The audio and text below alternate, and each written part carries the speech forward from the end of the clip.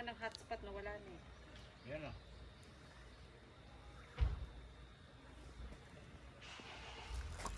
Hello, good morning.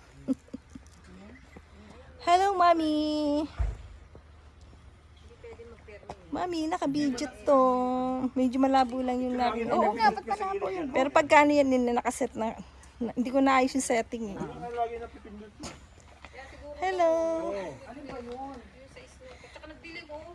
Oh, yan o. Nagdilim mo. Good morning sa inyong lahat, mga guys. Nandito kami sa Himi Ayama Garden.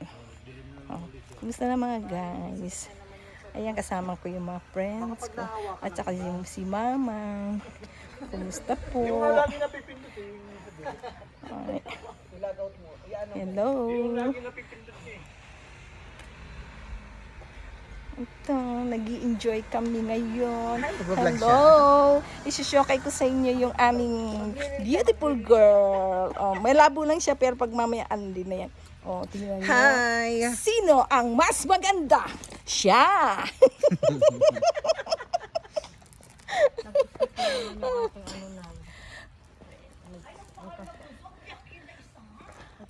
May entrance? Pero pwede mag-video, no? Na ano? May ito, oh. Kasakit yung cellphone ko. Nangiti ko ulit. Magbabayad kami ng entrance. Andito kami sa Yama Garden. Ako, mystery day. Nanay yung site ko. Ilan taon ka lang eh? 64. Ah, mada ro ko. Mada, ano ko dyan mo kaya? Sara? Mystery day. Ato, golden. Estudyante. O, sir. Dagdag mo.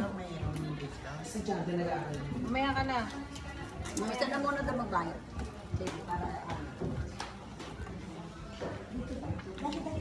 Sir, isama mo. Ayaw mo ka? Hindi.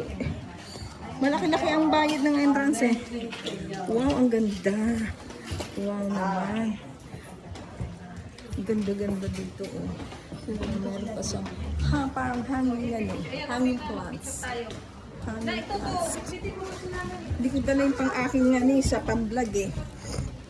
Ako din lang, kaya gusto may pang ganun kaya. Oh, meron din ako, hindi ko nadala eh.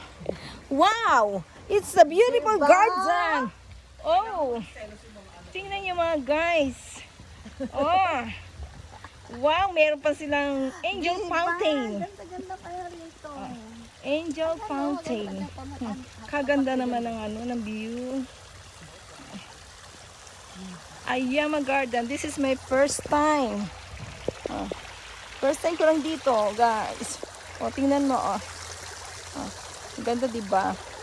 Okay. Ganda.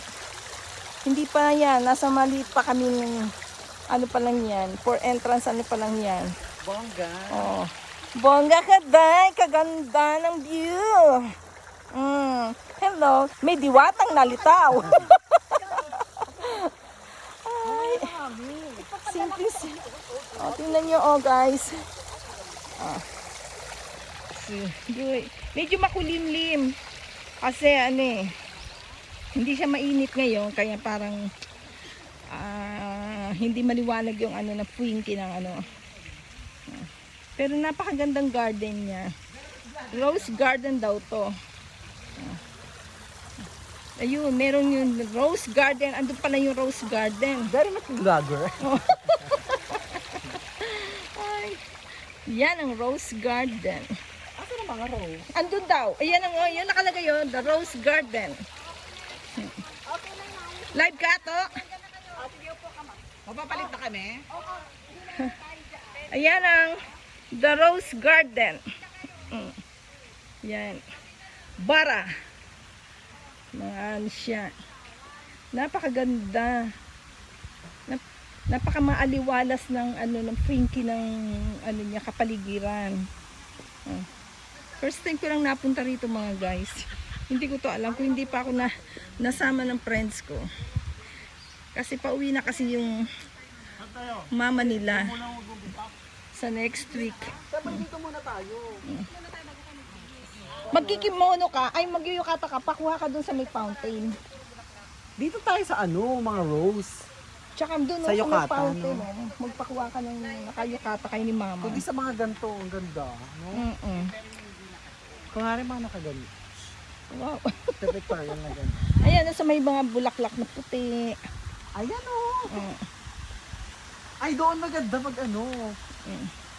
Ayan, yung ano na yan. Yung Kundi garden sa na. gitna na ito, no? Oo.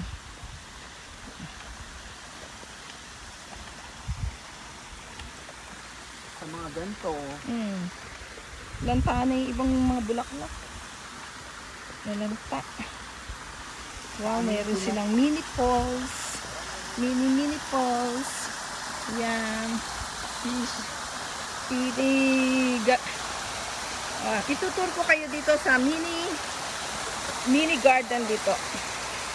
Nasa Himi. Ito po ay site ng Japan.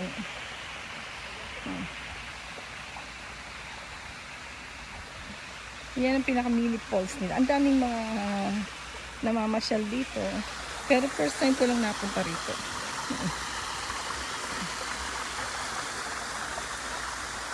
Dito makikita ang iba't ibang klase ng mga rosas. Ito naman yung site na to, ito ay rose garden. Puro rose lang siya.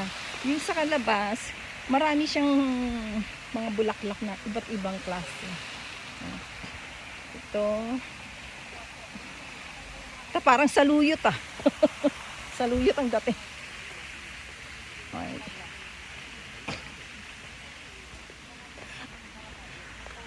Ayan, maganda. Ayan, dyan, oh, maganda mag-yukata ka. Oh, dyan. Ako rin dyan, Wow. isa rin ako dyan. Hindi pa magkimono tayo na. Alis kayo dyan. Mang, dito ka. 1, 2, 3. Eto, oh. Teka. Ang ganda ng bulaklak na yan. Tingnan nyo ko. Okay. Oh, hi. Ang ganda ng mga bulaklak. Ito, hindi siya rose, pero hindi ko alam kung anong pangalan ng bulaklak. Ah, may bubuyog. Nakagatin ako ng bubuyog. Ito naman, red. Asan ang toilet dito? Ayun, mga rosas. Yan, mga rosas. Wow. It's a beautiful day. Kaganda.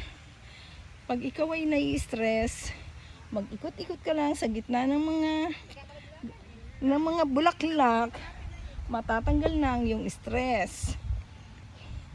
Yan ang advice ko. I-enjoy ang mata, i-enjoy ang pagtititingin sa kagandahan ng kapaligiran.